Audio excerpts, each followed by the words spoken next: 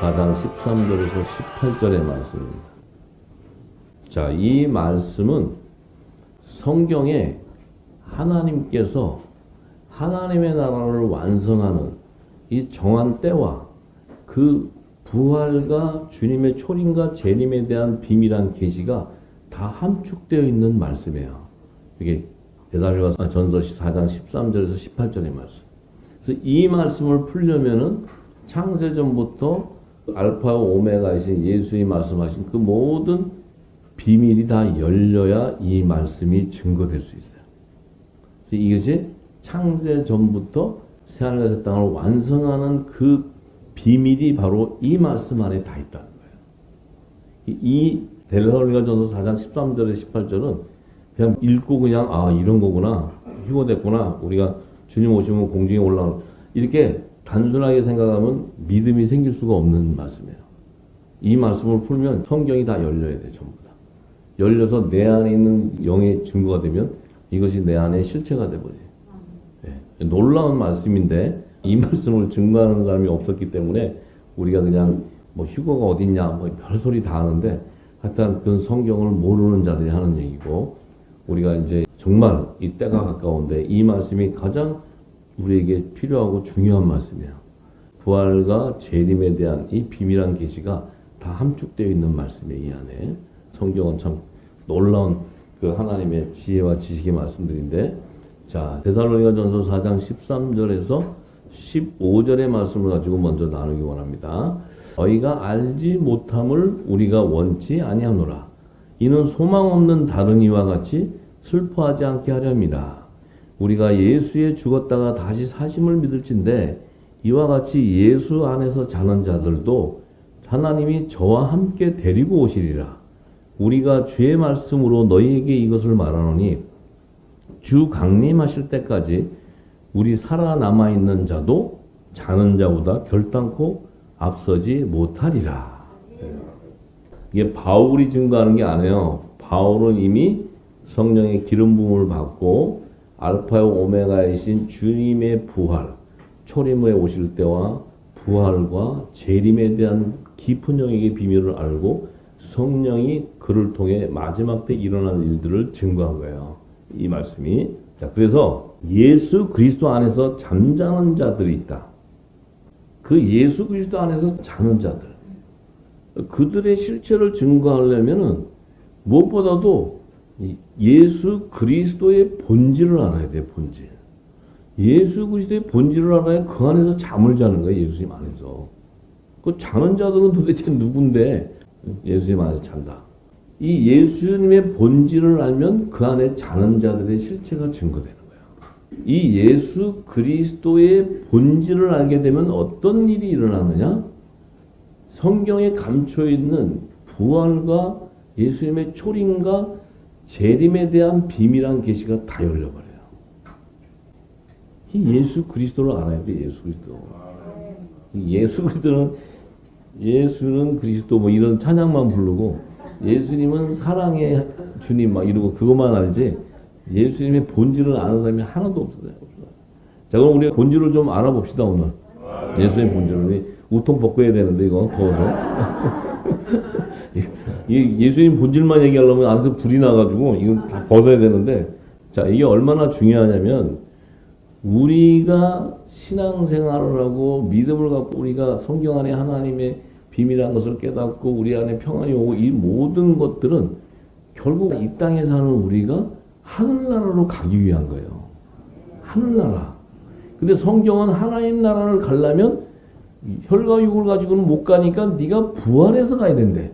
그 어떻게 부활이 되나? 우리 스스로는 부활할 수 있는 능력이 없어요. 여기서 본인이 예스 해가지고 부활될 수 있다고 생각하는 사람 손 들어보세요. 뭔 재주로 부활을 하냐고. 예수님이 없으면 부활을 할 수가 없어. 자, 이 예수님의 본질을 알려면 예수님은 하늘에서 오셨기 때문에 창세 전에 하나님의 뜻을 알아야 되는데, 그 하나님의 뜻은 예수님이 오셔서 하나님 나라와 그의 의를 구하라. 그 얘기 하신 거예요. 그 얘기. 하나님의 나라와 그분의 의를 성취하는 게 하나님의 뜻이에요. 자, 그러면 하나님께서 성부 아버지와 말씀이 함께 있었는데 창세전에 함께 있었는데 그 아버지의 뜻을 하나님의 뜻을 이루려니까 이 말씀이신 예수님 독생자 이 독생자가 이 말씀인데 이 말씀의 본질은 살리는 영이라는 거예요. 말씀의 본질이. 그래서 이 말씀이 부활이 되는 거예요. 부활. 말씀이 부활이 되어야 하나님의 본체가 드러나는 거예요. 할렐루야. 네. 그래서 이 말씀이신 예수님이 이 말씀으로 천지를 창조하시고 물질 세상을 창조했어. 근데 물질 세상을 창조하시고 이 피조 세계를 창조하시고는 그곳에 오셔야 되는 거야. 그래야 하나님의 나라와 그분의 의가 완성되는 거예요. 그러니까 주님이 초림해서 와야 돼.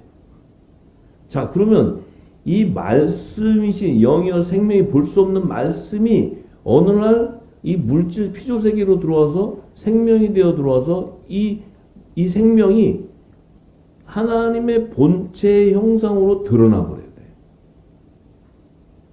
잘 보세요. 예수님이 물질 세상에 와서 당신이 이 하나님의 본체로 나타나기 위해서는 이 물질 세상에 이 영생하는 영의 생명이신 예수님을 낳을 수 있는 모든 산자의 어미가 이 세상에 예비돼야 돼. 예비되지 않고는 예수님 혼자 뿅 왔다가 뿅 하고 이렇게 이 무슨 공상만화처럼 영이 왔다가 뿅 살아날 수 있는 게 아니고 반드시 이 예수님을 영으로 오신 예수님을 이 세상에 탄생시킬 수 있는 모든 산자의 어미가 예비돼야 돼. 모든 산자의 어미라는 의미가 뭐예요? 부활하는 생명을 낳는 밭이라는 거예요. 거룩한 밭. 그래서 에덴 동산에서 그 하와를 모든 산자의 어미로 예비하는 거예요. 그리고 하와를 세상에 내보내고 그 마지막 주님이 초림 오실 그때에 동정녀 마리아가 모든 산자의 어미로 예비되는 거예요.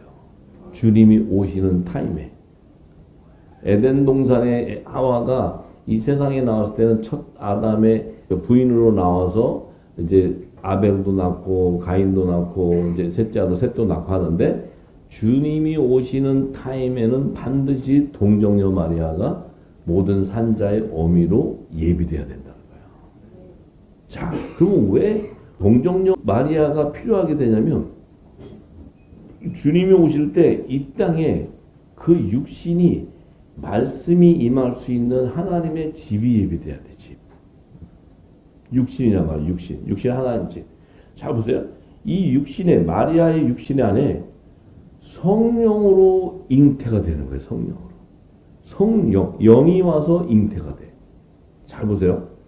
이 성령은 말씀인데 이 말씀은 독생자의 영이기 때문에 그리스도의 영과 이 하와 동정녀 마리아는 피조물이에요. 피조물. 육신을 갖고 있다면 육신. 근데 이 육신에 이 성령이 잉태함으로써 어떤 일이 벌어져요? 그리스도의 영과 피조물인 육신이 연합이 되어버리는 거예요. 연합이 되니까 하나님의 본체의 형상이 그 동정녀 마리아를 통해서 이 땅에 성육신 되어서 탄생하는데 이 최초의 사람인데 이 사람은 새로운 피조물이야. 새로운 피조물. 이해가 되세요? 왜냐하면 이 땅에 탄생하는 자들이 다 남자와 여자가 결혼해서 합방을 해서 그 안에서 우리도 부모님이 합방해서 다 낳잖아요. 여기서 그냥 혼자 하늘에서 온 분 계세요? 계시면 손 좀 한번 들어보세요. 자, 그러면 예수님도 영으로 오시는데 말씀으로 덮어 오시는데 이 땅에 피조물인 육신을 가진 동정녀 마리아의 말씀이 임해버리니까 그 안에 말씀이 육신이 되어서 이 땅의 최초의 사람으로 탄생하는 그분이 새로운 피조물로 탄생하는 거예요. 그러면 새로운 피조물이라는 건 뭐예요? 지금 육신과 하늘에서 난 영이 결합을 했다는 거예요. 이해가 되세요? 결합을 해서 탄생을 했는데 이 오시는 영이 이 영이 바로 말씀인데 살리는 영이야. 이 영이 부활의 영이란 말이에요. 부활의 영. 그러니까 이 육신의 동정녀 말에 육신의 아직 남자를 알지 못하는 합방하지 않은 동정녀 말에 육신에 딱 임하니까 그 육신의 이 생명이 부활이 되어버리는 거예요. 부활이 되었는데 육신으로 탄생에 나올 때 초림에 나올 때는 육신으로 나와야 돼. 육신. 그러니까 말씀이 육신이 되어서 성육신이 되어서 이 땅에 탁 나왔는데 똑같은 사람인데 이분은 새로운 피조물이라는 거예요. 새로운 피조물. 새로운 피조물. 우리는 피조물이었고 그분은 새로운 피조물이에요. 새로운 피조물. 자, 왜 새로운 피조물로 초림을 하시냐 하면은 이 세상의 마지막 아담이신 예수님이 오시기 전에는 첫사람 아담을 통해서 이 땅에 많은 육신의 자손들을 낳는데 이 첫사람 아담을 통해 이 죄가 세상에 들어오게 되니까 이 모든 육신을 가진 자들이 다 죄 가운데 있는 거예요. 죄 가운데. 혈통적인 육신이니까 전부 죄 가운데 들어와 있는 거예요. 그런데 거룩한 부활의 영인 이 말씀이 동정녀 마리아의 육신을 딱 덮으니까 이분이 이 땅에 최초로 성육신에서 나오는데 그분만이 유일하게 죄가 없는 몸으로 탄생하는 거예요. 그분만이 유일하게 죄가 없는 몸으로 탄생해요. 그래서 새로운 피조물인 거예요. 새로운 피조물. 어차피 육신을 가진 우리는 이 땅의 육신의 첫사람 아담의 그 혈통으로 쫙 나왔기 때문에 죄 가운데 있을 수밖에 없는데 이 예수님은 죄가 없는 몸으로 최초로 탄생해서 이 땅에 오셨는데 왜 죄가 없는 새로운 피조물로 탄생을 해야 되냐면 그분은 하나님의 나라와 하나님의 의를 성취하기 위해서는 이분이 부활이 돼야 돼요. 부활. 이 땅에 육신으로 왔어도 이분이 부활이 돼야 된다고. 부활. 부활이 되어야 하늘 보좌로 갈 수 있단 말이에요. 근데 이 땅에 육신의 죄를 가진 자들은 거룩한 영이 와서 부활할 수가 없는 거야. 없으니까 이분만이 하나님의 의를 성취할 수 있었기 때문에 이 세상에 죽은 모든 죽은 자 가운데서 부활의 첫 열매로 살아날 수가 있었다는 거예요.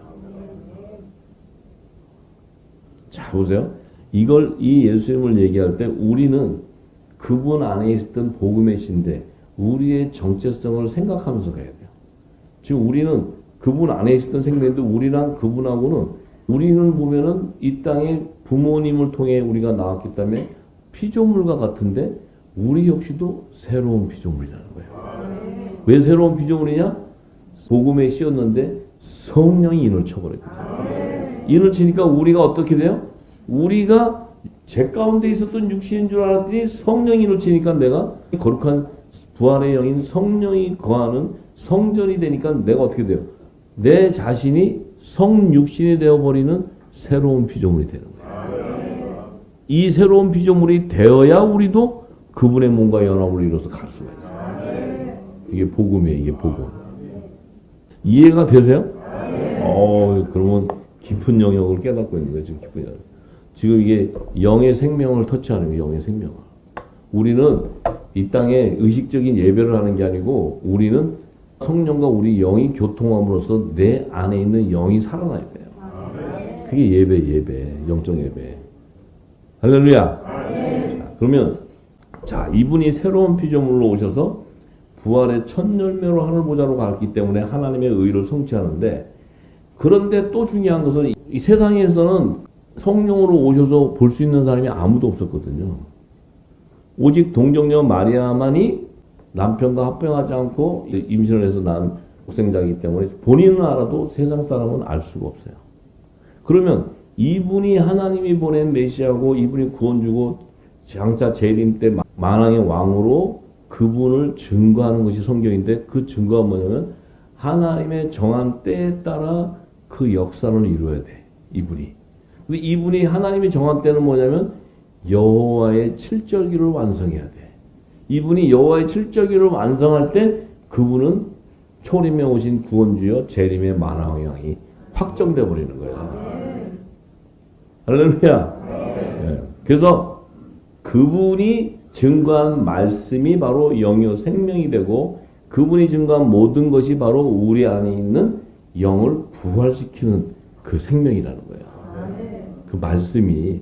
그러니까 우리가 이 예배라는 것이 우리가 그냥 계속 듣고 그냥 목사님 얘기하는 것도 아멘, 아멘. 뭐 그냥 듣고 그렇지.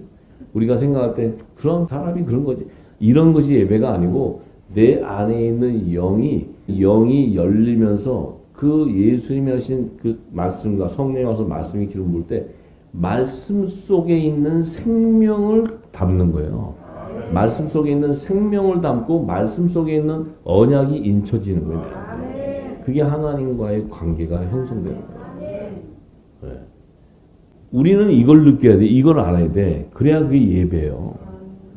예배. 자, 이분이 그렇다면 정말 말씀이 육신에서 오신 그분이라면 그분은 반드시 이 땅에서 여호와의 칠절기를 완성시켜야 돼. 자, 여호와 칠절기 중에 봄절기인 유월절과 무교절과 초실절. 자, 이 절기를 완성했는데 이분이 십자가에서 돌아가시는 날이 유월절이에요. 유월절이라는 의미가 뭐예요? 유월절이라는 의미가. 유월절이라는 것은 패스오버. 이 패스오버라는 건 뭐예요? 죽음의 재앙이 넘어가 버리는 거예요.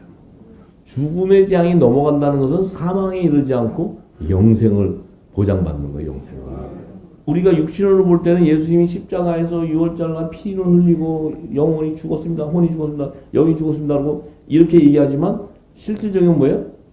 그분은 죽음의 재앙이 그분을 넘어가서 그분이 영생의 길로 가버리는 거예요. 그게 유월절이에요. 유월절.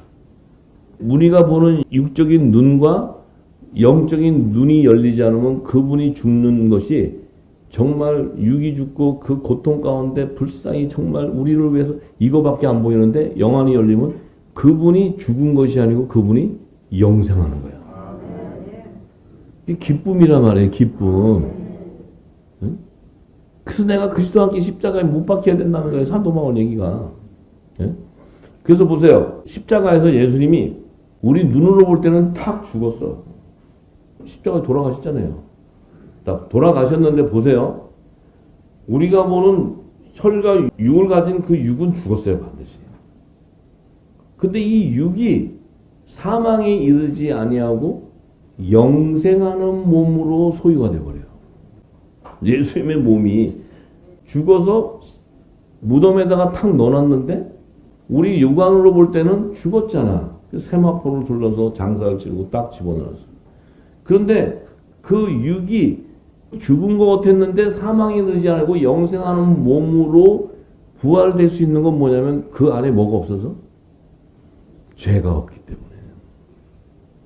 그 안에 죄가 없단 말이에요. 죄가. 죄의 싹은 사망이거든. 근데 그 안에는 죄가 없는 거예요. 그러면 우리 후사님들은 죄가 많으신가? 어떻게 된 거예요? 어떻게? 가지고 싶으셔? 죄가 있으면 죄의 싹은 사망이니까 사망으로 가셔야 되는데 여러분들은 이미 생명의 성령의 법으로 죄와 사망의 법에서 자유해져 버렸어요. 그것이 바로 우리가 죄가 없는 몸이 되는 거예요. 영의 생명이기 때문에. 죄가 없고 우리는 예수의 이름으로 죄를 사해버리는 권세가 있어요. 그래서 여러분들이 육이 죽고 영이 사는 거예요. 이해되세요? 그랬기 때문에 그분이 영생할 수 있는 몸을 소유해버렸기 때문에 우리 육안은 죽은 것지만 무덤 안에서 이미 그 육은 죽지를 않았어요. 사람의 눈으로는 십자가에 죽어서 무덤에 넣어놨는데 그분은 죄가 없기 때문에 사망의 왕노로 간 그들이 그 육을 가져갈 수가 없어요. 죄가 없기 때문에. 그래서 그 육이 어떻게 돼요? 영생해버리는 거예요. 영생한 몸이 되는 거예요. 그렇기 때문에 이분은 유월절을 통과하는 메시아가 되는 거예요.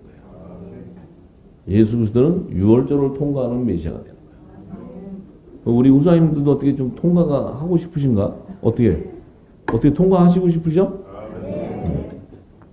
반드시 우리에게도 유월절을 통과해야 돼. 우리도 절기를 따라 가야 되니까.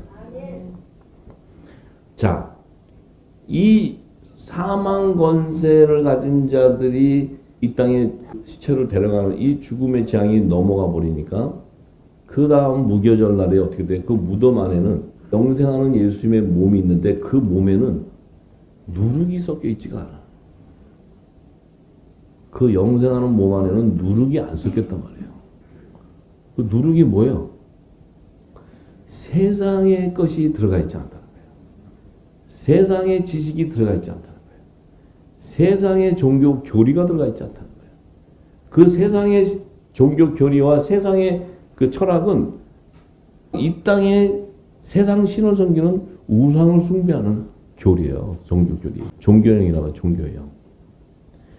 이거를 사도 바울은 이걸 버려야 된다는 게 전부 다. 이걸 배설물로 여기고 다 버려야 된다는 게 전부 다. 왜? 네가 무교절에 유월절을 통한 무교절에 네 몸이 누룩이 섞이지 않은 몸이어야지 네가 어떻게 돼요? 그래야 내 안에 있는 몸과 내 영이 분리될 수 있어요. 이게 분리가 되어야 초실절에 이 영이 내 육신, 거룩한 육신에 결합을 하면서 이 영이 내 몸을 부활시켜버려요. 초실절에 부활시켜버려요. 할렐루야. 이해가 되세요? 잘 보세요. 예수님 육이 죽었는데 그 육이 죽은 것이 아니고 죄가 없으니까 육이 영생하는 몸이 됐어. 그런데 그분의 영인 이 부활의 영이 분리되면서 내 안에 육신과 그 몸과 분리가 됨으로써 그 화목지책의 사명을 감당하기 위해서 노아의 물심판 때 죽은 옥에 있는 영들에게 가는 거예요. 이 예수님의 부활의 영이. 잘 보세요.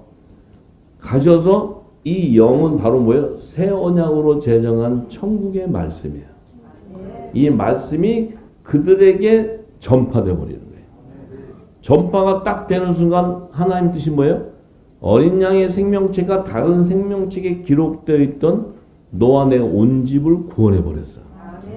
해버리니까 예수님이 구원주가 되는 거예요. 구원주. 이게 복음이에요. 복음. 세상에 처음 나오는 복음이 오늘 이걸 증거할까 말까 했는데 성령이 입을 열어라 해서 제가 증거하는 거예요. 네. 그러면 이제 내 안에 있는 영이 점점 더 깊이 들어가야 내가 입고 있는 세상의 것들이 다 떨어져 나가죠. 네. 뭔 얘기인지 아시죠? 네. 자, 그 화목지책의 사명이 딱 이루어지니까 3일째 되는 초실제로 어떻게 돼요? 그 거룩한 육신과 그리스도의 영이 다시 재결합하는 거예요. 재결합하니까 어떻게 돼요? 하나님의 본체의 형상인 신령한 몸으로 살아나와 버려요. 그래서 보이는 거예요. 그 몸이 되어야 휴거될 수 있다고. 그 몸이 되어야 부활 승천할 수 있어요. 그분이 부활의 천년매로 살아서 부활 승천하셨기 때문에 이 땅에 이 물질세계 안에 하나님의 열매들이 새롭고 산 길인 구원의 길이 열려버리는 거예요. 그래서 예수님은 초림에 오신 메시아가 맞는 거예요. 그래서 예수님이 하셨잖아요. 오셔서 나는 부활이요 생명이다. 나는 부활이요 생명이라는 거예요. 생명. 자신이 부활이라는 거예요. 자신의 그 말씀이 부활의 영이라는 거예요. 부활의 영. 그래서 자기를 믿는 자는 죽어도 살겠고 무릇 살아서 나를 믿는 자는 영원히 죽지 않는다. 이 말씀 안에 남자와 여자의 부활 생명에 대한 정체성이 다 들어가 있는 거예요. 생명나무의 12가지 실과와 잎사귀가 다 이 안에 계시되어 있는 거예요. 그 예수님의 이 말씀을 하면 이 예수님 말씀 한 말씀이 이게 진리고 지혜란 말이에요. 근데 알아듣는 자가 없는 거예요. 알아듣는 자가. 아무리 얘기해도 이게 뭔 얘기인지 부활이라 그러면 무슨 공상만 해서 뿅 하고 이렇게 나오고 뭐 뿅 올라가고 뭐 이러는 줄 알아. 우리도 이 땅에서 똑같은 과정을 겪는 거예요. 똑같은 과정. 자, 그래서 이 예수님이 초림 때는 이 봄절기로 예비한 유월절, 무교절, 초실절을 다 성취하게 되었기 때문에 오순절에 그 예수 그리스도의 이름으로 보혜사 성령이 올 수 있는 거예요. 이 오순절에는 초림의 유월절, 무교절, 초실절은 이 땅에서 예수님의 당신이 하나님 뜻을 다 이루었지만 이 오순절에는 그분의 이름으로 보이는 보혜사 성령이 오는 거예요. 성령이. 성령. 이 보혜사 성령이 누구예요? 예수 그리스도란 말이에요. 예수 그리스도. 예수 그리스도. 그럼 예수님의 영이 지금 어디로 임쳤냐면 우리의 심령에 임쳤다고. 그럼 우리 이미 예수님과 몸이 생명의 부활에 연합되어 버렸다. 부활에 연합됐다는 거예요. 이게 성령 세대야. 성령 세대. 그럼 그 예수님이 보낸 보혜사 성령이 오셔서 뭘 하시느냐? 이분이 오셔서 하시는 일이 예수님 안에 있었던 좋은 씨, 복음의 씨들에게 이 천국의 비밀을 기름 부어줘버려요.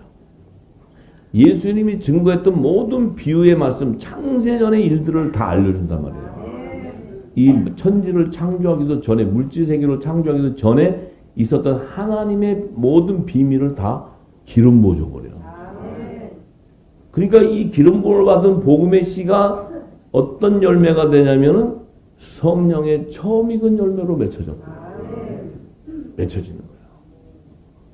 그래서 주님이 이 성령의 처음 익은 열매가 다 맺혀지고 또 땅에서 구속함을 받는 처음 익은 열매, 산령의 열매들이 맺혀지면 가을 절기에 추수하기 위해서 재림하는 거예요. 가을 절기에 나팔절, 속죄절, 초막절에 그 절기, 가을 절기에 예배한 그것을 성취하기 위해서 공중과 지상 재림을 하시고 이 땅에 천년왕국이 도래되고 그 천년왕국이 끝나면 마지막 백보자 심판이 열리는 이 일들을 다 성취해버린 거예요. 예수님이. 이게 다 성취가 되어야 어떻게 돼요? 예수님이 초림과 재림을 통해서 여호와의 절기를 성취함으로써 창세전에 감췄던 새하늘과 새 땅이 완성되어버려요. 그래서 예수님이 가을 절기까지 다 완성을 이루었기 때문에 만왕의 왕 심판주로 오신 거예요. 메시아에서 만왕의 왕 심판주로 온 거예요. 예수님은 예수님이시고 그 일을 이루시는데 근데 우리는 붙어 있잖아. 거기 다 붙어서 쫓아가는 거예요. 붙어서. 아 이게 은혜라니까. 은혜. 그분에 붙어가는 거예요. 이렇게. 그래서 얼마나 감사해. 그래서 그냥 나팔절이 딱 되면 오순절 그 이른비와 늦은비 성령 때 화목제 성물로 남겨둔 그 남자의 부활 생명을 쫙 걷어들여요. 그래서 공중 혼인잔치에서 남자의 머리이신 그리스도와 함께 한 몸으로 연합을 이뤄요. 그 우리의 신분이 어떻게 돼요? 이 땅에 있는 동안에는 하나님이 거의 포기한 자식들인데 거기를 딱 올라가는 순간 하나님 나라의 유업을 왕권의 건설을 합니다. 후사가 돼버린 거예요. 후사. 나 진짜로 하나님은 마음도 넓으셔. 왜냐하면 제가 만약에 하나님이면 여러분들을 보고 내가 고개를 돌릴 수도 있어. 근데 하나님은 정해놓으시니까 그냥 어떻게 하셔도 내 새끼라고 이렇게 하죠. 이 또 새끼 건드리면 가만히 안 있는 분이 또 하나님이야. 또 눈동자같이 지킨다잖아요.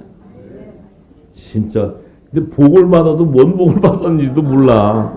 이 땅에 지금 이 땅에 여자들한테 미혹돼가지고 그 여자들이 먹는 양식만 계속 주워 먹어가지고 이제는 단단한 남자가 먹는 식물을 먹어야 돼. 남자. 아시겠죠? 네, 그래서 자 그러니까 예수 그리스도 안에서 잠자는 자들이 누구냐면 이 창세전의 예수님의 본질과 동일한 거예요.